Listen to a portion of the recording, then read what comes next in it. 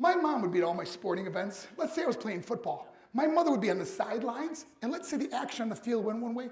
My mother would run along with it. She's like, Mark, get on, get on. I'd be like, oh my gosh. I'd be on the field, we get in the huddle with the guys. They go, Mark, is that your mother? I go, no, I never saw her before in my life.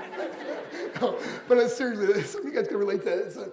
My mom, she really empowered me to become special in sports. See, the greatest gift my mother ever gave me, she believed in me. I've overdosed on drugs on 3 occasions where I should have been dead, but I believe I was kept here for a reason.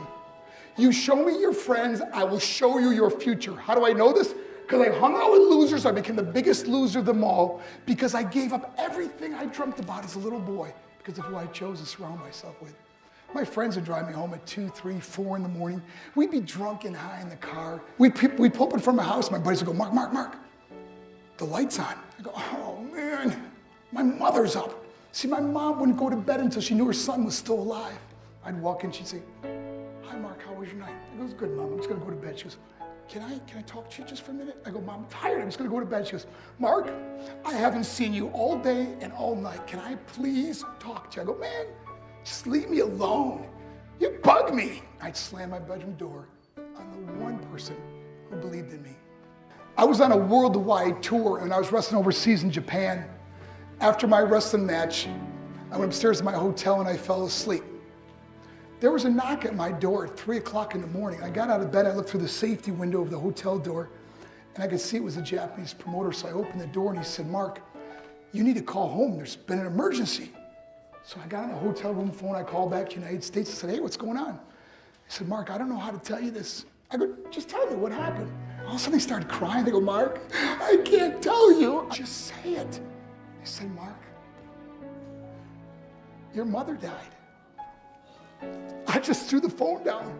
I ran out of my hotel room. I took the elevator to the lobby. When the doors opened up, I just ran out into the street. And I remember looking up and just saying, Mom, I am so sorry. I flew home for her funeral and I was so nervous to walk up to her casket. So I just stood way in the back. I remember just kept thinking to myself, I'm like, Mom, please wake up. Please get up. And then I finally got the nerve to walk up to her, and she was so beautiful. She was dressed in white. I mean, she looked like an angel. I said, Mom, you are my hero. Everything I am, everything I hope to be was because of you. You loved me so much. You gave me a life. You worked 2 jobs.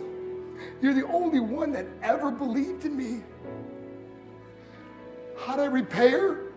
By getting drunk? By getting high? By getting stupid? By hanging out with losers? For what? All she ever wanted to do was talk to me.